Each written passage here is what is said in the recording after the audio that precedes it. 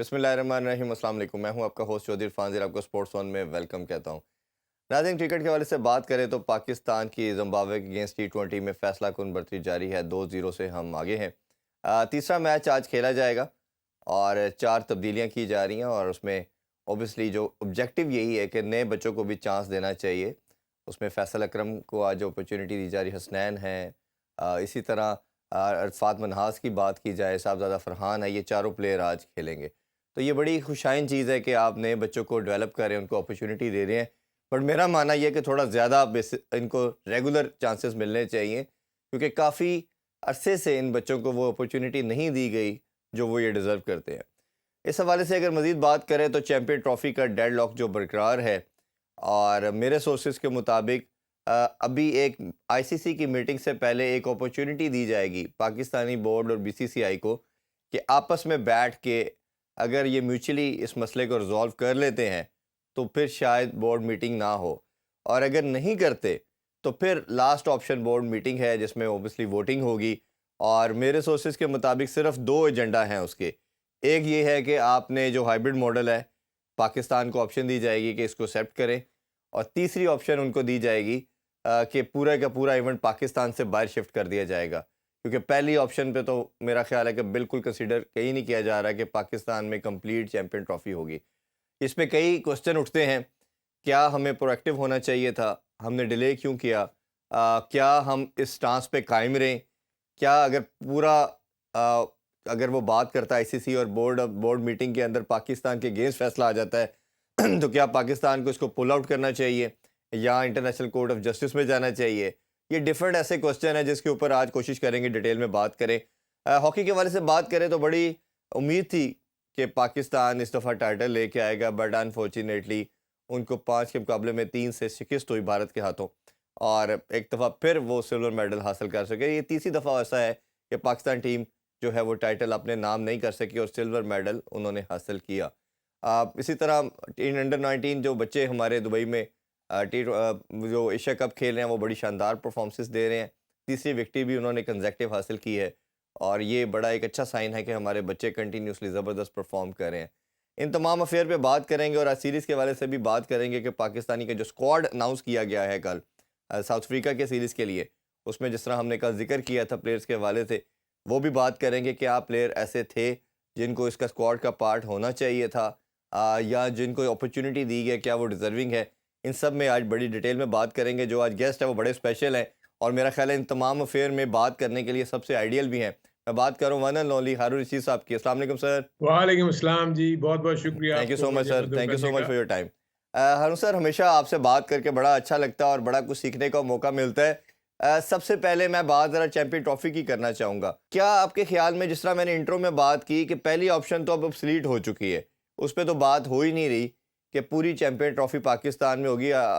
लो के हमारे चेयरमैन साहब ने पहला लास्ट मंथ यही स्टांस रखा कि पूरी चैंपियन ट्रॉफी पाकिस्तान में होगी। अब मेरे सोर्सेज के मुताबिक दो ऑप्शन रह गई हैं। या तो इनको कहा जाएगा कि आप हाइब्रिड मॉडल एक्सेप्ट करें, क्योंकि फ्यूजन मॉडल तो भारत मान नहीं रहा। जो हमने कहा था कि जी 3 साल आप किसी भी न्यूट्रल वेन्यू पे खेलेंगे जब भी आपकी कंट्री में होगा, वो तो भारत भी नहीं मान रहा। और तीसरी ऑप्शन अगर वोटिंग होती है तो ये पूरे का पूरा चैंपियन ट्रॉफी को पुल आउट करने की भी बात की जाएगी। आपके ख्याल में अब फेस सेविंग क्या है, क्या पाकिस्तान को करना चाहिए? अदरवाइज तो ये रेवेन्यू भी जाता है, मैचेस भी जाता है, और आपने जो 14-15 अरब रुपया एक्सपेंस कर दिया आपने जितने भी तीनों स्टेडियम की अपग्रेडेशन और रेनोवेशन में, वो तो सारा का सारा डन एंड डस्टेड हो जाएगा। आपका क्या ओपिनियन है सर इस पे? माशाल्लाह जी, बहुत ही कॉम्प्रिहेंसिव सवाल है और इसमें बहुत सारे इसके पहलू हैं, तो मुझे एक-एक करके इसका जवाब देना पड़ेगा। सबसे पहले तो इंडिया का स्टांस। देखिए, इंडिया का स्टांस जो है वो कोई पहली मर्तबा नहीं है कि उन्होंने हमें कहा हो कि जी हम आपके यहाँ नहीं खेलना चाहते। इंडिया ने हमेशा से ये कहा है कि हम आपके मुल्क में नहीं आएँगे because of the security issues. एक यहाँ पर आके इंडिया को जो प्रॉब्लम हुआ वो ये हुआ कि उनके फॉरेन ऑफिस में और बीसीसीआई में तज़ाद हो गया कि दोनों ने कहा कि जी बीसीसीआई कहती थी कि जी हमें गवर्नमेंट मना करती है, वेयरएज़ गवर्नमेंट ने कह दिया कि जी बीसीसीआई जो है वो हमें कहती है कि सिक्योरिटी के खदशात हैं जिसकी वजह से हम नहीं जाते। तो इसलिए उनके यहाँ तो ये बहुत ही वीक पॉइंट था जो उन्होंने रेज़ किया और ये बता दिया कि वो हमसे झूठ बोलते रहे। क्योंकि ये पहली दफ़ा ऐसा नहीं हो रहा कि लोग हाइब्रिड की बात कर रहे हैं या पाकिस्तान को पुल आउट करने की बात कर रहे हैं। इससे पहले भी आपको याद होगा जी। कि नजब सेठी के दौर में भी एक दफ़ा ऐसा हुआ था और हमको एशिया कप जो है वो हाइब्रिड मॉडल पे लेके जाना ही पड़ गया था। कि इंडिया ने उसको भी रिफ्यूज़ कर दिया था। तो अभी भी वही सिचुएशन है, इंडिया का स्टांस वही है, वो लोग यहाँ नहीं आना चाहते। पाकिस्तान ने जो बड़ा स्ट्रॉन्ग स्टांस लिया है, आई होप कि इसको वो कंटिन्यू कर सकेंगे या नहीं कर सकेंगे, ये मुझे थोड़ा-सा इश्यू है। उसका रीज़न ये है कि देखिए इसमें हाई स्टेक्स इन्वॉल्व हैं। पाकिस्तान को जो ये राइट्स मिले हुए थे, होस्टिंग राइट्स, वही तकरीबन $54 मिलियन के हैं। हुँ। और आपको पता है कि पाकिस्तान के जो इस वक्त हालात चल रहे हैं, जिस अंदाज में पाकिस्तान की जो जिस किस्म की कैपेसिटी है या मार्केट है, ये अमाउंट और प्लस जो अगर पाकिस्तान होस्ट करता है तो उसके साथ जो ब्रॉडकास्टिंग के जो भी शेयर इनको मिलना है, आईसीसी ने जो इनको शेयर देना है, ये सारी चीज़ें जो हैं वो फिर ये इस पे उस पे ज़रब आएगी। इंडिया को अपनी स्ट्रॉन्ग स्टांस का पता है। अब तो वैसे भी उनका अपना ही बंदा जय शाह जो है वो आईसीसी का हेड हो गया हुआ है। तो ऑब्वियसली जो जितने भी जो मेंबर्स हैं जिनका आपने जिक्र किया, वो थोड़ा सा अंडर द इन्फ्लुएंस तो होंगे। देखिए आपको पता है कि आईपीएल एक बहुत बड़ा इवेंट है जो कि इंडिया में होता है और दुनिया भर के ममालिक से जो है वो क्रिकेटर्स वहाँ जाते हैं और हुँ। आईसीसी ने ही इंडिया को आईपीएल की एक विंडो भी दी हुई है। जी। सो इससे आपको अंदाजा हो जाता है कि इंडिया की पोजीशन आईसीसी में कितनी स्ट्रांग है। सो बावजूद इसके कि हम जितना मर्जी प्रेशर डाल दें, उसका कोई फर्क हमें उनको पड़ने वाला नहीं है। लेकिन मैं एक चीज जरूर जानता हूं कि पाकिस्तान की जो अहमियत है ना, उसका अंदाजा आईसीसी को भी है, इंडिया को भी है। हुँ। आप पाकिस्तान इंडिया के मैचेस निकाल दें जितने भी इंटरनेशनल इवेंट्स हैं, उनका रेवेन्यू एकदम से गिर जाएगा। ब्रॉडकास्टर्स जो हैं वो इसलिए आईसीसी के इवेंट्स उठाते हैं या इंडिया के इवेंट्स उठाते हैं कि उनको उसमें पाकिस्तान इंडिया के मैचेस नजर आते हैं। ऐसे ही पाकिस्तान है। इंडिया का मैच का मतलब है सेल आउट।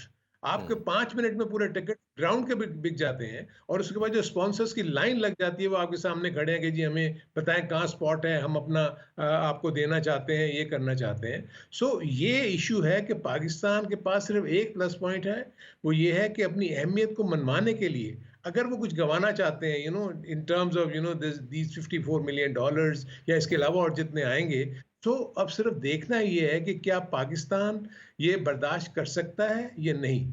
सो ये मुझे लगता है कि जो पॉइंट ऑफ डिस्कशन होगा पीसीबी में वो यही होगा कि क्या करना चाहिए और क्या नहीं करना अच्छा चाहिए। सर, अब इंडिया थोड़े ने जो स्टेट में पॉसिबिलिटीज़ है उन पे बात कर लेते हैं। जिस तरह जी ब्रॉडकास्टर की आपने बात की, मेरा मानना ये है कि सबसे बड़ा फैन्स के अलावा अगर सबसे बड़ा कोई स्टेक होल्डर है तो वो ऑब्वियसली ब्रॉडकास्टर भी है। जो लास्ट वर्ल्ड कप हुआ वो बहुत बड़ा डिज़ास्टर था उनके लिए। सिवाय क्योंकि मैं यूएसए में था, पाकिस्तान इंडिया के मैच के अलावा किसी मैच के लिए ना फैन्स आए कंप्लीट स्टेडियम के अंदर, ना उसकी व्यूअरशिप मिली, सिर्फ एक मैच की व्यूअरशिप मिली। और पाकिस्तान क्योंकि जल्दी बाहर हो गया तो फिर उसके बाद तो पूरा जो टूर्नामेंट था, इवेंट ही था, वो भी एक लॉस के अंदर ही गया। तो आपका जो अपना अभी आपने भी जिक्र किया, एक तो उनका कितना प्रेशर होगा क्योंकि 90 डेज भी लैप्स हो चुके हैं, और दूसरा लेट्स सपोज जिस तरह आपने कहा कि पाकिस्तान पुल आउट कर लेता है और पाकिस्तान की टर्म्स एंड कंडीशन नहीं मानी जाती, तो ब्रॉडकास्टर का प्रेशर आईसीसी पे उन पे कितना पड़ेगा? और ये कि आपके ख्याल में ऐसी चीज़ इवेंट कर पाएंगे, क्योंकि 80% तो शेयर भारत ही दे रहा है और मेरे सोर्सेज के मुताबिक भारत कह रहा है कि हमारा जो 90% जो है स्पॉन्सर्स हैं वो भारत के हैं। तो कोई फ़र्क नहीं पड़ता अगर पाकिस्तान इस बात को नहीं मानता तो आप करवाएं। तो आपका क्या ओपिनियन है इस पे?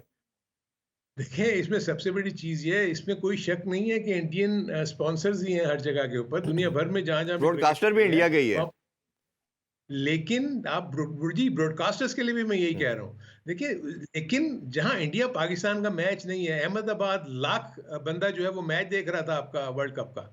और आप सोचिए कि दुनिया भर में लोग ग्लू हो जाते हैं टीवी के साथ जब पाकिस्तान इंडिया का मैच होता है, क्योंकि पाकिस्तानीज और इंडियंस दुनिया भर में फैले हुए हैं। सो आप सोचें उससे जो डिजिटल पे आपकी टीवी नेटवर्क्स के ऊपर कहाँ कहाँ से आप देखेंगे कितनी आपकी कमर्शियल वैल्यू बनती चली जाती है। सो ये कहना इंडिया का कि जी अगर पाकिस्तान पुल आउट कर जाए तो हमें कोई नुकसान नहीं होता, मैं इसको मानने के लिए तैयार नहीं। उसका रीजन ये है कि आपके ब्रॉडकास्टर्स ही आपके पीछे पड़ जाएंगे, क्योंकि हमने जो आपसे ब्रॉडकास्ट राइट्स लिए थे उसमें एक्स नंबर ऑफ मैचेस थे जो आपने पाकिस्तान इंडिया के खिलाफ खेलने हैं। आप देखेंगे जब भी ये इंटरनेशनल इवेंट होता है, आईसीसी कराती है, पाकिस्तान और इंडिया को एक ही पूल में रखते हैं, जी। इसलिए कि वो ज्यादा से ज्यादा मैचेस जाते हैं कि पाकिस्तान इंडिया के मैचेस हो, क्योंकि वही उनकी रेवेन्यू अर्निंग वो इवेंट्स बनते हैं। सो मेरे अपने नज़दीक इतना आसान नहीं है, लेकिन मुझे सिर्फ यही खदशा है कि क्योंकि पाकिस्तान को फाइनेंशियल लॉस बहुत बड़ा होगा, और ये अगर पाकिस्तान पुल आउट कर जाता है आईसीसी इवेंट से, और इंडिया के अगर वहाँ मैचेस, इंडिया में अगर इवेंट्स होते हैं और पाकिस्तान इंडिया जाके नहीं खेलता,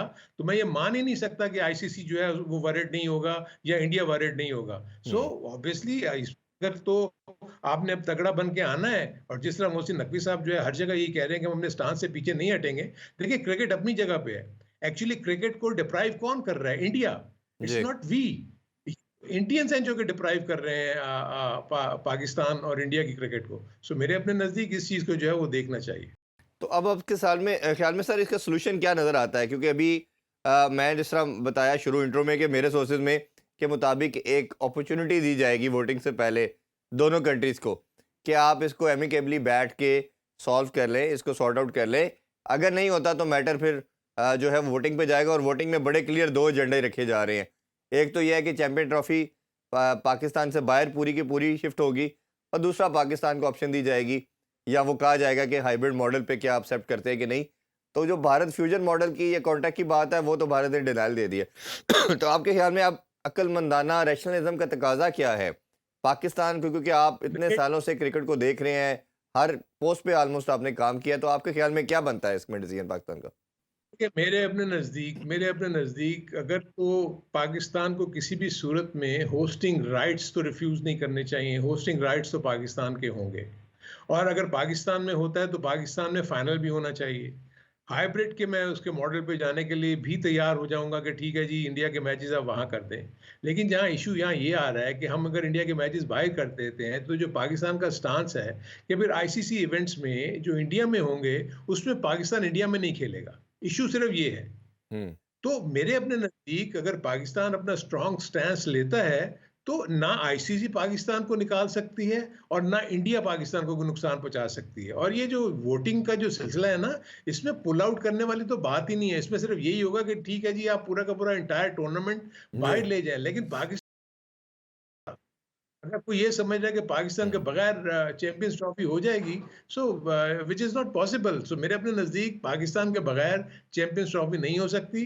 अगर पाकिस्तान के यहाँ से पूरा का पूरा वो ये इवेंट ले भी जाते हैं, तो होस्टिंग राइट्स तो पाकिस्तान के पास ही रहने चाहिए, लेकिन सर उधर और वही क्वेश्चन ये पाकिस्तान राइज के होता लिए। है कि अगर वो पूरे का पूरा इवेंट ले जाते हैं, हमारे पास राइट्स रहते हैं, तो जो हमने स्टेडियम के अकोमोडेशन पे 14 अरब से ज़्यादा अमाउंट लगा दी, वो पैसे कहाँ गए? क्योंकि काफ़ी क्रिकेटर से मेरी बात हुई है, उन्होंने कहा जी ये इल्यूजन था पाकिस्तान को, और आपने इतना पैसा ज़ाया कर दिया, और ये आपने अपना बजट में से हाफ से ज़्यादा अमाउंट लगा दी, यही बच्चों पे इन्वेस्ट होते तो अब तो आपने अपना पूल ही खाली कर लिया सारा। तो आपके ख्याल में ये करवाना मस्ट रिक्वायर्ड था, या आपके ख्याल में थोड़ा सा अर्जेंसी के अंदर जाके आपने इल्यूजन के अंदर सारा पैसा लगा दिया? नहीं, नहीं, देखिए, मैं इस बात को मानने के लिए तैयार नहीं हूँ। आपके जो स्टेडियम्स थे ऑलरेडी आउटडेटेड हो चुके थे। हुँ। आपके जितने भी स्टेडियम्स हैं वो मॉडर्न डे क्रिकेट की रिक्वायरमेंट को पूरा करने के काबिल ही नहीं थे। तो इर्रिस्पेक्टिव चैंपियंस ट्रॉफी होती या ना होती, इनकी तो अपग्रेडेशन होनी थी, हुँ। इनकी रेनोवेशन होनी थी। तो ये तो मैं इस चीज़ को तो मैं बिल्कुल भी नहीं मानता कि जी ये इन्होंने इतने पैसे लगा दिए। पैसे तो लगने हैं। देखिए, जब आप पैसा कमाते हैं तो क्रिकेट की फ़रोग़ के लिए लगेगा ना, जी। इंफ्रास्ट्रक्चर की डेवलपमेंट के लिए लगेगा, प्लेयर्स के ऊपर लगेगा, क्योंकि पीसीबी तो एक क्रिकेट का इदारा है। तो क्रिकेट के लिए जो पैसा आएगा, जो आप कमाएँगे, वो क्रिकेट के ऊपर ही खर्च करेंगे ना। हुँ। ये इनफैक्ट ये बहुत पहले से ये प्लान चल रहे थे। इवन अगर आप आज से 5 से 6, 8 साल पहले चले जाएँ, तो ये प्लान्स तो बने हुए पड़े थे कि जी हमने रेनोवेट करना है। गद्दाफी स्टेडियम की रेनोवेशन के प्लान बने हुए थे। नेस्पैक से बहुत सारी मीटिंग्स हो चुकी थी। इसी तरह कराची का स्टेडियम जो है वो बनना था।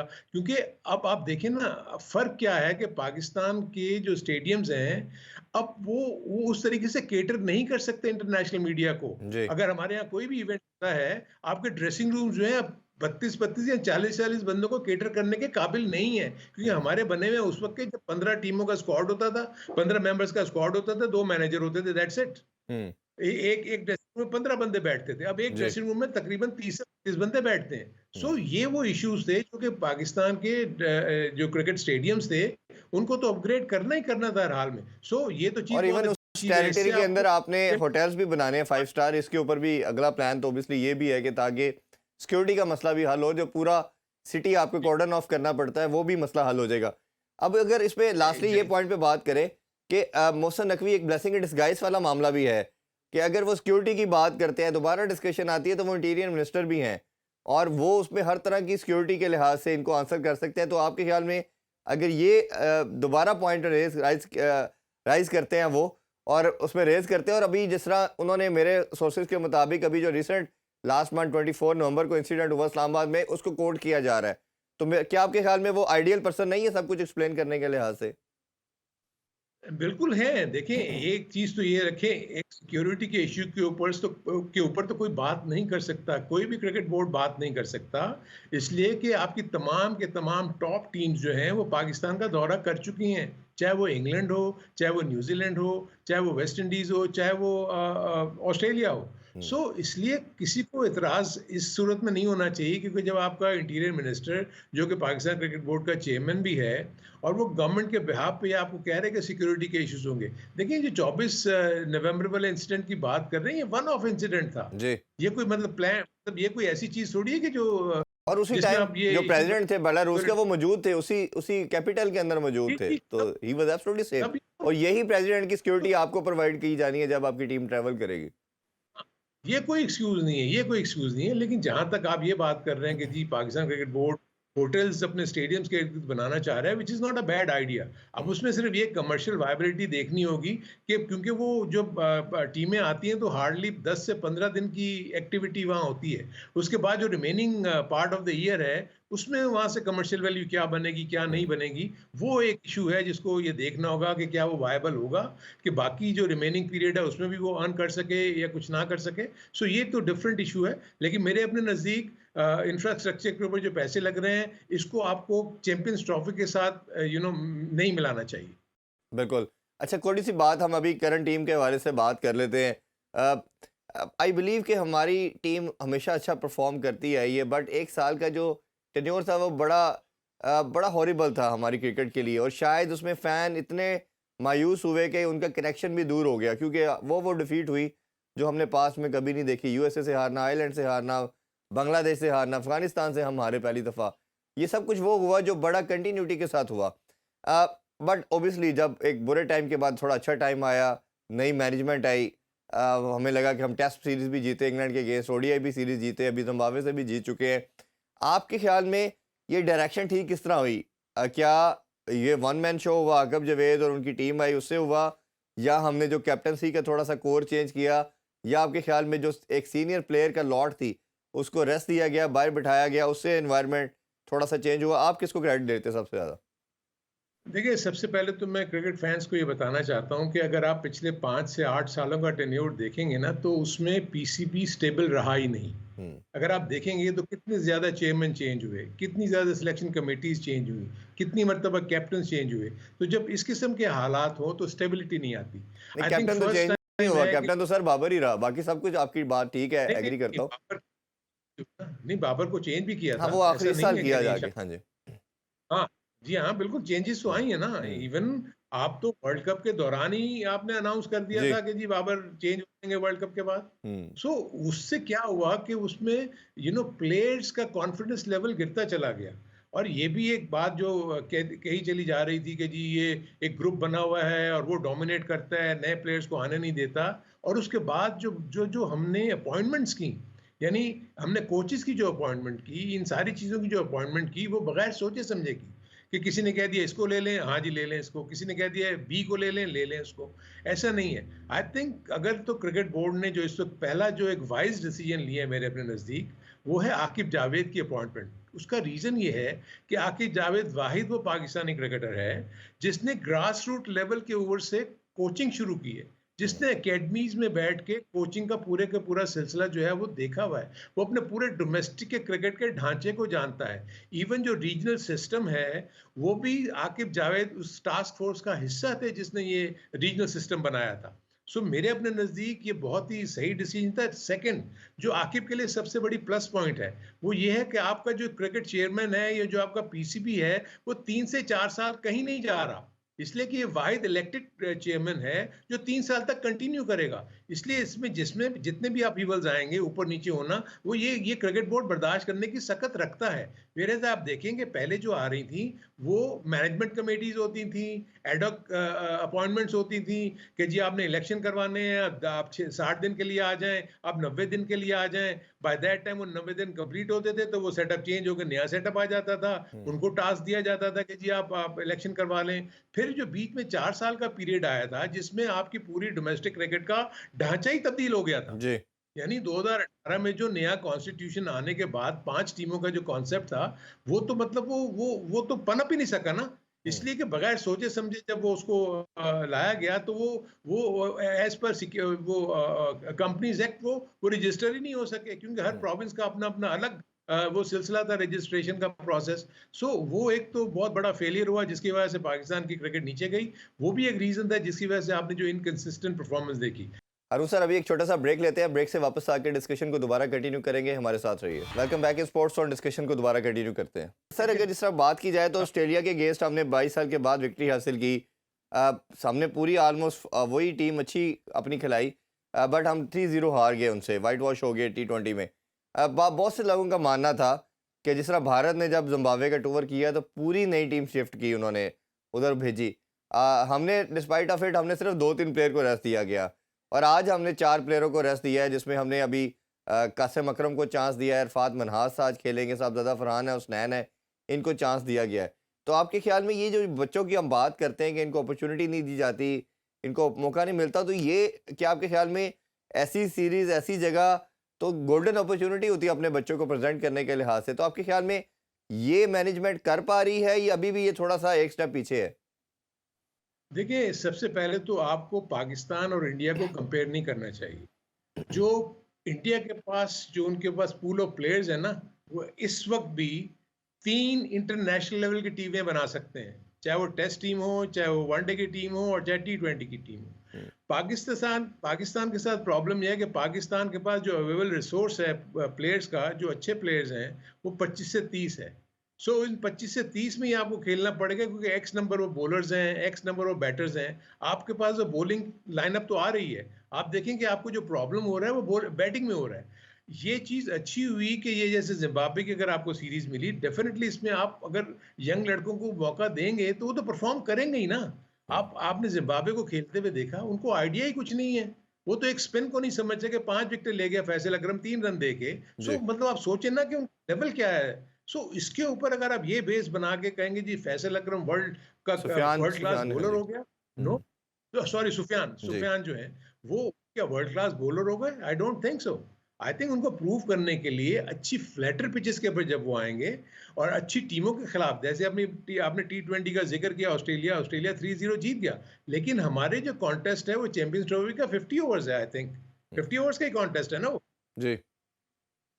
50 overs is a different ball game all together. ऐसे ही है। उसमें आप स्ट्रेटजी ये सारी चीजें ला सकते हैं। सो मेरे अपने नजदीक पाकिस्तान की टीम 50 ओवर्स के लिए बेहतर टीम है as compare to T20 team. अच्छा, सो सेलेक्टिंग मेरे जो सिलेक्शन के जो हवाले से सबसे ideal person I am sure आप हैं, आप सेलेक्टर भी रहे हैं, और बोर्ड में बड़ा अरसा हर तरह मैनेजर के तौर पे हर तरह आपने काम भी किया। अभी एक माइंडसेट इवॉल्व किया जा रहा है, क्योंकि आई एम श्योर आप, मेरी भी आकिब जावेद साहब सब काफ़ी हमने ट्रांसमिशन भी की है, दोस्ती भी है, तो उनका मैं जितना मैं जानता हूँ उनको कि वो इम्पैक्ट प्लेयर को खिलाएंगे, और अगर किसी की परफॉर्मेंस से अगर टीम नहीं जीत पा रही, चाहे उसकी एवरेज जितनी ज़्यादा है, वो टीम का पार्ट नहीं रहेगा, जिसके ग्लिम्पसेस हमें नज़र आने शुरू हो गए हैं कि शाहीन को बाहर किया, बाबर को बाहर किया और नसीम को बाहर किया, और अभी भी उन्होंने बाबर को तो कम बैक करवा दिया, शाहीन को भी सिर्फ उन्होंने कर्टेल किया सिर्फ ओडीआई के लिए। अच्छा, पहले मैं माइंडसेट का पूछ लूँ, फिर मैं इन प्लेयर की सिलेक्शन पे भी आपसे पूछूंगा। ये जो अप्रोच है, दुनिया क्रिकेट जब आगे जा रही है, जिसे मॉडर्न क्रिकेट की बात करते हैं, साइंटिफिक क्रिकेट की बात करते हैं, आपके ख्याल में ये मंत्रा कितना वर्कआउट करेगा, और ये कब, क्या हम पाकिस्तान ठीक टाइम पे कर रहे हैं या लेट हो गए हम इस पे अडॉप्ट करने के लिहाज से? देखिए, एक तो सबसे बड़ी चीज ये है कि आपने इम्पैक्ट प्लेयर की बात की। पहले तो आपको ये आइडेंटिफाई करना होगा आपके पास इम्पैक्ट प्लेयर्स हैं भी कि नहीं है। हम्म, मेरे अपने नजदीक तो अभी तक आपके पास कोई इम्पैक्ट प्लेयर्स एज सच मौजूद नहीं है। अगर आप समझते हैं कि इरफान अगर आपको इम्पैक्ट प्लेयर मिल गया है, अगर आप ये समझते हैं कि उस्मान खान आपको इम्पैक्ट प्लेयर मिल गया, तो ये बड़ी आपकी, मेरा ख्याल है हम सबकी खाम ख्याली है। हम्म, अभी तो उनको प्रूव करना है, टफ सिचुएशन में आगे उन्होंने बैटिंग ही नहीं की। आप देखेंगे कामरान गुलाम को एक ऑस्ट्रेलिया की सीरीज के में आपने मौका दिया जहां बाउंसियर ट्रैक्स थे। आप देखें कि वहां पर वो कामयाब नहीं हुए। वहां पर हर वो नया हमारा बैट्समैन जो गया था, चाहे वो साहिबजादा फरहान हो, वो कोप नहीं कर सके जहां पर एक्स्ट्रा बाउंस था। सो पाकिस्तान के ये टेक्निकल फ्लॉज अभी से नहीं है। ये जितने मर्जी हमारी strong teams, strong batting line-ups Australia गई हैं, उन्होंने प्रॉब्लम किया है। लेकिन मैं इस वक्त इसलिए होपफुल हूं कि इन्होंने सब कॉन्टिनेंट में खेलना है। अगर पाकिस्तान में चैंपियंस ट्रॉफी, इंशाल्लाह मुझे उम्मीद है कि पाकिस्तान में ही होगी, तो हम अपनी कंडीशंस में खेलेंगे। अगर फॉर इंस्टेंस गॉड फॉरबिड्स अगर ये यहाँ से निकल भी जाती है, तो ज्यादा श्रीलंका जाएगी, ज्यादा वो यूएई जाएगी। इंडिया में तो जाने का सवाल नहीं होता। लोग ये बात करें south Africa, I don't think so कि इतनी जल्दी आप साउथ अफ्रीका में इतना बड़ा हुँ। जो है ये इवेंट लेके जा सकेंगे। सो पाकिस्तान के पास विन विन सिचुएशन है। पाकिस्तान चैंपियंस ट्रॉफी अपनी ही कंडीशन में खेलेगा। इसलिए ये जितने भी मैंने नए प्लेयर्स के नाम लिए हैं, ये एक्सेल कर सकते हैं यहाँ पर। साइम अयूब अच्छा ग्रो कर रहा है, बट स्टिल आप देखें कि कंसिस्टेंसी नहीं है। हुँ। तो इसलिए ये जब तक ये अपने अंदर नहीं लेकर आएंगे, उस वक्त तक आपको कॉन्फिडेंस नहीं आएगा कि जीतेंगे। जहां तक आपने आकिब जावेद की बात की, डेफिनेटली वो ऐसे प्लेयर्स की तलाश में होंगे कि कौन सा ऐसा बॉलर है जो अच्छी बॉलिंग करके डॉट बॉल कर सकता है, विकेट लेने के काबिल है। इसीलिए आप देखेंगे जो स्ट्रेटजी में आपको चेंज नजर आया कि स्पिनर से ओपन करा रहे हैं वो, और सुफियान मुकीम को वो नीचे रख रहे हैं। इसी तरीके से वो आप देखेंगे कि फास्ट बॉलर को जो पुराना बॉल होता है वो हारिस रऊफ को लेकर आते हैं, उसको जी। नया बॉल नहीं देते। ये वो चीजें हैं जो कि आकिब जावेद, क्योंकि इन सारे प्लेयर्स के साथ, और मोस्टली मेजॉरिटी जो है वो लाहौर कलंदर्स के प्लेयर्स हैं। सो हुँ। उनको, उनके जहन को, उनके माइंडसेट को वो बहुत अच्छी तरीके से जानता है, और ये प्लेयर्स भी आकिब के माइंडसेट को जानते हैं। सो एक अच्छा मुझे कॉम्बिनेशन बनता हुआ नजर आ रहा है। लेकिन इसमें आप ये ना भूलें कि हम हारेंगे नहीं। हम हार भी सकते हैं, और बिल्कुल उसमें लेकिन एक हार का मसला तो आपको फेयरलेस क्रिकेट खेलनी है। अच्छा, मैं थोड़ा-सा प्लेयर के हवाले से आपसे ज़रूर ओपिनियन लेना चाहूँगा। बाबर आज़म से स्टार्ट कर लेते हैं। बाबर आज़म को रेस्ट दिया गया, अभी फिर दोबारा ज़िम्बाब्वे के अगेंस्ट भी रेस्ट दिया गया। एक बहुत ज़्यादा डिबेट होना शुरू हो गई। मैं क्रिकेटर को कोट कर रहा हूँ, मैं आम पब्लिक की बात नहीं कर रहा। काफ़ी क्रिकेटर ने कहा कि बाबर आप परफ़ॉर्म करेगा तो रहना चाहिए, अगर वो नहीं करेगा और अपने 80-100 बनाएगा तो पाकिस्तान के लिए वो बेनिफिशियल नहीं हो सकते। और ये कहीं न कहीं मैसेज रिज़वान के लिए भी है, मेरे सोर्सेज़ के मुताबिक उसको भी ये कहा गया है कि अब आपने इनिंग्स खेलनी है तो वो तेज़ खेलनी है, वो पहली चीज़ आप माइंड से निकाल दें। आपके ख़्याल में इन दोनों का क्या फ्यूचर है? और ये क्या हार्श स्टेटमेंट है या आपके ख़्याल में ये वक़्त की रिक्वायरमेंट है? अब पाकिस्तान को टाइटल जीतने हैं, ये इंडिविजुअल परफ़ॉर्मेंस से अब एक स्टेप आगे आना है? देखिए, ये सिर्फ एक ही सूरत में हो सकता है कि क्या आपके पास बाबर का रिप्लेसमेंट आ गया, क्या आपके पास रिजवान का रिप्लेसमेंट आ गया। आपने 2 से 3 विकेट के ऊपर ट्राई किए, आपने हसीबुल्लाह को ट्राई किया, आपने, मेरे अपने नज़दीक जो सबसे पहले ट्राई होना चाहिए था वो रोहिल नज़ीर था, हुँ। जिसको आपने अंडर 19 से लेके ए टीम से लेके आप उसको ऊपर लेके गए, और वो रियल सेंस में शॉर्टर फॉर्मेट का प्लेयर है। जी। और उसको अगर वो अपने साथ रखते, इन्होंने देखें बहुत ज्यादा हारिस के ऊपर वक्त हारिस पे जाया कर बहुत दिया। इन्वेस्ट किया। अब ये लेकर चल रहे हैं। अब ये जो है ये इनके ज़हन में उस्मान खान का भी ज़हन में है कि उसको ये लोग विकेट कीपिंग करवा रहे हैं। सो एक तो ये मेरे नज़दीक इनसे गलतियां हुई। दूसरा, आप मुझे बताएं क्या रिजवान का रिप्लेसमेंट आपको मिला? नहीं मिला, जो मैंने अभी जिक्र किया। क्या आपको बाबर का रिप्लेसमेंट मिला? अभी तक नहीं। देखिए, अभी भी ये की प्लेयर्स हैं आपके, आप इनको इस तरीके से इग्नोर नहीं कर सकते। आप, ये मैं मानता हूं कि जब बाबर और रिजवान ओपन करने जाते थे तो 12 से 13 ओवर्स ये खेल जाते हैं, और क्योंकि आउट नहीं होते, और आस्किंग रेट जो है वो, यानी जो रन रेट है वो इतना अच्छा नहीं होता, ये 5 या 6 या 7 के ऊपर छोड़ के चले जाते हैं, और बाद में एक्सपेक्ट करते हैं कि नीचे वाले आके जो है वो हुँ। रन करें। लेकिन उसके बाद आप देखें तो क्या, जब आपने चेंजेस की, तो क्या जो नए आने वालों ने आपको कोई ब्रिस्क स्टार्ट दिया? नहीं, ऐसा कुछ नहीं हुआ। एक आध मैच में आपने देखा होगा कि साइम अयूब चले, लेकिन आपकी हर दूसरे तीसरे ओवर के बाद विकेट गिर जाती है। और उसके बाद ये आपको फिर आप अपना पिछला मैच ही अगर आप जिम्बाब्वे का देखें, अगर आखिर के 3 ओवर में 40-50 रन निकाल दें, तो आप 125 पे खड़े थे, आप जी। 115 पे खड़े थे 17 ओवर में। सो इसलिए मैं कह रहा हूँ कि बड़े गौर से देखना होगा कि हम बहुत जल्दी अपने की प्लेयर्स को देखें ना। कोहली ने कितने दिनों के बाद जाके 100 किया। ऐसे ही। क्लास जो है ना वो परमानेंट होती है, उसको आप इतनी जल्दी, एक्चुअली आप कोई नहीं ये समझ रहा कि आपने बाबर के माइंड से खेल दिया। एक चेयरमैन आपको ड्यूरिंग द टूर्नामेंट कह रहा है कि मैं बाबर को कप्तानी से हटा दूंगा। आप मुझे बताएं, मैं एज ए कैप्टन वहां खेल रहा हूं, और मुझे ये इतला आ रही है कि भाई तुम अगले अगले टूर्नामेंट में कैप्टन नहीं होगे। आप मेरे माइंड का आलम तो देखें, साइकोलॉजिकली मैं कहाँ खड़ा हूँ। हम्म। सो आई थिंक ये माइंड गेम्स जो है ना, ये सोचने अब चाहिए। अभी एक छोटा सा ब्रेक लेंगे, ब्रेक से वापस आके टीम सिलेक्शन के हवाले से मजीद डिस्कशन को कंटिन्यू रखेंगे हमारे साथ। Welcome back in sports on, discussion के सिलसिले को आगे बढ़ाते हैं। अच्छा, थोड़ा सा मैं फास्ट बॉलिंग के हवाले से भी आपका ओपिनियन चाहूँगा।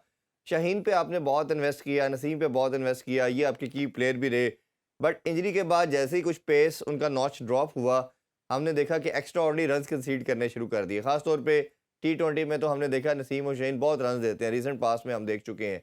इसी तरह अगर हम देखा जाए तो टेस्ट में इनकी जो इम्पोर्टेंस थी वो भी ग्रेजुअली पेस ड्रॉप होने के बाद डिक्लाइन की तरफ जाना शुरू होगी कि विकेट्स नहीं ले पा रहे दोनों ही। शाहीन को तो अब उन्होंने T20 और टेस्ट दोनों में निकाल दिया, अब्बास को चांस दिया गया। और अब्बास शायद एक ऐसा बॉलर था जो एक वाइड बॉलर पाकिस्तान के पूरे सर्किट में जो एक गुड लेंथ के एरिया को हिट करता था। तो आपके ख्याल में ये इंक्लूजन कैसा है, और ये शाहीन के लिए और नसीम के लिए क्या फ्यूचर आप देखते हैं कि क्या ये थोड़ा सा जो रेस्ट फेज है इससे निकल के बेहतर आएंगे, या आपके ख्याल में ये प्रेशर बिल्ड होगा और मीर हमजा और ये खुरम शहजाद जो बच्चे आ रहे हैं ये आके इनकी जगह रिप्लेस कर सकते हैं? देखिए, 2-3 चीज़ें इसमें हैं। सबसे पहली चीज़ तो ये है कि मुझे ये बताएँ कि कौन-सा फ़ास्ट बॉलर ऐसा है दुनिया भर में जो कि टी20 में मार नहीं खाता? क्योंकि देखिए वो फ्लैट सर्फेसेस बनी हुई होती हैं, वहाँ हम क्या एक्सपेक्ट करें कि जो सर ये बॉलर आके बुमराह नहीं आउट कर खाता देगा। वैसे, अब मैं बताऊं इस तरह जिस तरह हमारे बॉलर खाते हैं, बुमराह नहीं खाता, कमिंस नहीं खाता, एक्सेप्शनल। शाह नहीं खाता, वुड आप नहीं एक खाता। देखिए, एक आध आप एक्सेप्शन की बात कर रहे हैं। जी। आप स्टार्क को ले लें, आप जितने भी ऑस्ट्रेलियन फास्ट बॉलर ले लें, चाहे आप इंग्लैंड के फास्ट बॉलर ले लें, चाहे आप वेस्ट इंडीज के फास्ट बॉलर ले लें, it's not that. What I mean to say is कि वेरियस फॉर्मेट में आपको वेरिएड स्किल्स का इस्तेमाल करना होता है। जी। दूसरा, जो आपने टेस्ट क्रिकेट में ड्रॉप की बात की, इनकी उसकी शाहीन की। पेस की और इन सब हम्म। चीज़ों की, देखिए बदकिस्मती ये है कि हमारे जो फास्ट बॉलर्स हैं वो क्लास क्रिकेट नहीं खेलते। जब तक आप फर्स्ट क्लास क्रिकेट नहीं खेलेंगे, आपका एंड्योरेंस लेवल, आप उनकी डेवलपमेंट, ये सारी चीज़ें उस वक़्त होंगी कि जब आप एक-एक दिन में 18 से 20 ओवर करेंगे। आप सिर्फ़ टेस्ट मैचेस खेलते हैं, आप फर्स्ट क्लास क्रिकेट नहीं खेलते। तो इसलिए आपकी जो आदत फर्स्ट क्लास क्रिकेट में बननी चाहिए, वो लेके वो ऊपर जाते हैं। आप जितने भी दुनिया के क्रिकेटर्स को आप देखेंगे, the moment they leave their test cricket या उनका वो सीज़न ऑफ होता है, वो जाके फर्स्ट क्लास क्रिकेट खेलते हैं। जी। सो ये एक जो है, जो सबसे ज़्यादा ज़रूरी है कि आप अपने बॉलर्स को देखें। अभी मैं देख रहा था कि पाकिस्तान के जितने भी प्लेयर्स हैं, मैं तो कह रहा हूँ दे आर वेरी लकी। 4 से 5 टी20 खेल के वो पाकिस्तान की टीम में मुंतखब हो गए हैं। हम्म। आप कई ऐसे हैं जिन्होंने एक भी फर्स्ट क्लास मैच नहीं खेला नहीं हुआ और खेला वो सही। पाकिस्तान के लिए खेल रहे हैं। मुझे 4 साल लगे थे सिर्फ नेशनल बैंक में अपनी जगह बनाने के लिए। 4 साल तक मैं 12th मैन रहा था और 4 साल के बाद मुझे पहला फर्स्ट क्लास खेलने का मौका मिला था। हम्म। सो मैं आपको बता रहा हूँ, क्रिकेट बहुत ईज़ी हो गई है बिकॉज़ ऑफ ये 3 फॉर्मेट्स। क्योंकि टी20 में आपके स्किल्स का इतना ज़्यादा अमल दखल नहीं होता। आपने 2-4 हिटें मार दी, 1-2 मैच आपने जिता दिए और उसके बाद आप जो है वो टीम का मेंबर बन जाते हैं। अच्छा, जिस तरह आपने इसी तरह आप देखें ना। ये फंडामेंटल की बात की कि आपने डोमेस्टिक में जाके परफॉर्म करना है, तो मेरा ख्याल है ये सारे फंडामेंटल सब मानते हैं, बट एग्जीक्यूशन का मसला है। दो प्लेयरों की बात करना जी, चाहूँगा, एक इमाम की और एक हाँ, शादाब की। दोनों को जब ड्रॉप किया गया वो गए परफॉर्म कर रहे हैं, खासतौर पर इमाम तो हाईएस्ट रन गेटर है अभी तक कायजन ट्रॉफी में। तो आपके ख्याल में जी। इमाम के ऊपर क्या प्रेशर है, उसको भी फिर सेलेक्ट नहीं किया गया, और जहाँ दूसरी तरफ शान मसूद के ऊपर भी प्रेशर है, उनके भी सेंट्रल कॉन्ट्रैक्ट में लिखा गया है सब्जेक्ट टू कैप्टनसी। आपके ख्याल में, और जो मेरे सोर्सेज के मुताबिक कि इन दोनों में टाई है, अगर वो क्योंकि कैप्टन है इस वजह से टीम में खेल रहे हैं, और आपके ख्याल में लगता है कि अगर इस सीरीज़ में शान मसूद नहीं रन्स करते और मुश्किल सीरीज़ है और टीम पाकिस्तान सीरीज़ भी हार जाती है, तो आपके ख्याल में शान मसूद को रिप्लेस कर जाएंगे इमाम उल हक? नहीं, नहीं, देखिए ये नहीं है। देखिए, आपके पास होता ये है कि आपके नंबर ऑफ ओपनर्स जो कि इक्वली गुड हैं, एक-दूसरे से करीब-करीब हैं। सो 3 से 4 अगर आपके पास ओपनर्स मौजूद हैं, तो ये तो बड़ा अच्छा साइन है। हुँ। मेरे अपने नज़दीक आपके स्क्वाड में तो इमाम को और शान को दोनों को होना चाहिए। आपने 11 को पिक करना है, किसको खिलाना है, किसको नहीं खिलाना है, ये बात की बात है। जी। मेरे अपने नज़दीक इमाम जो है वो बहुत ज़्यादा मैच्योर हो चुका है as a longer version of the game, और वो वनडे में भी जो है आपको हमेशा अच्छी परफॉर्मेंस हुँ। करके देता रहा है। अब इसलिए उसको तो मेरे अपने नज़दीक रखना चाहिए। दूसरा, आपने किस प्लेयर का नाम लिया? शादाब का, जी शादाब को भी शादाब। कहा गया कि आप जाएँ, और शा हाँ। शादाब को मैं अभी भी देख रहा हूँ, शादाब को मैं अभी भी देख रहा हूँ कि वो ज़्यादा बॉलिंग नहीं कर रहे। मैं उनके फर्स्ट क्लास में देख रहा था, उनके ज़्यादातर मैचेस शायद इस्लामाबाद में होते हैं, तो यहाँ शायद मौका नहीं मिलता होगा, वहाँ फास्ट बॉलर्स आउट कर जाते हैं। ये शादाब को ज़्यादा बॉलिंग करनी चाहिए। अगर हम्म, उन्होंने वापस आना है ना, देखिए he is a package. I tell you he is a package, आप उसको इग्नोर नहीं कर सकते। जी। लेकिन उसको अपनी बॉलिंग स्किल्स के ऊपर काम करना है, फर्स्ट क्लास में उसको ज़्यादा बॉलिंग करनी चाहिए। जो अभी भी मैं देख रहा हूँ 10 से 15 ओवर का उसका एक स्पेल होता है एक इनिंग में, व्हिच इज़ हम्म, रॉन्ग। वो अगर देखते हैं तो ज़्यादा ओवर करें ताकि उनकी जो ये मसल्स जो है वो डेवलप हो, उनके बॉलिंग मसल्स बिल्कुल। डेवलप हो और उनको अपना कंट्रोल आए कि मुझे फ्लाइट कब करनी है, मुझे फ्लिपर कब करना वो है, करेंगे तो मुझे ऑब्वियसली गूगली तब कब। उनके पास पॉसिबिलिटी है कि वो टीम में कमबैक कर सकते हैं, यूटिलिटी को तो हम सब मानते हैं। सर बहुत बहुत टाइम शुक्रिया। का बड़ा मज़ा आया हमेशा की तरह आपसे बात करके। इंशाल्लाह दोबारा फिर आपको ज़हमत देंगे। नाज़रीन अभी आपसे इजाज़त चाहेंगे जी, और इंशाल्लाह इस दुआ के साथ कि चैंपियन ट्रॉफी पाकिस्तान में हो, चाहे जो भी रीज़न हो, पाकिस्तानी पूरी फ़ैन जो हैं सबसे बड़े स्टेक होल्डर हैं, वो अपने हीरोज़ को या इंटरनेशनल हीरोज़ को अपने सामने खेलता हुआ देखना चाहते हैं। अपना ख्याल रखिए। अल्लाह हाफ़िज़। पाकिस्तान ज़िंदाबाद।